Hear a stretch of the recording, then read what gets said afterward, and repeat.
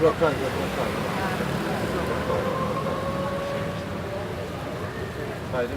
regista, artista, mogliente, in maniera in questo percorso. Stasera abbiamo quindi ospiti due scrittori di grande livello, Ignazio Senatore, psichiatra, critico cinematografico e scrittore. Giuseppe Petrarca, che è un scrittore medica, ha scritto la trilogia di Sardo Umano, ha trattato temi di grande impatto e emergenti per quanto riguarda le tematiche sociali più preoccupanti.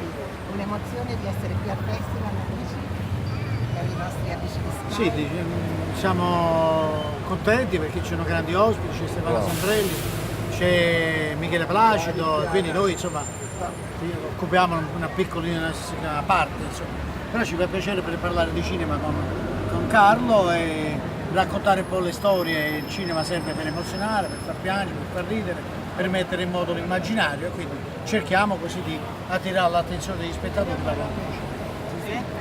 No, sono contento, è una rassegna sicuramente di grande importanza, di grande rilevanza, anche perché poi è vero che si parla molto di cinema e di fiction, però i libri in questo caso, no? Quindi anche questo connubio meraviglioso tra libri e fiction e film è molto importante, perché poi alla base, voglio dire, di qualsiasi fiction, di film c'è sempre un testo, una narrazione, quindi c'è una sceneggiatura, quindi è chiaro che c'è sempre un autore che scrive.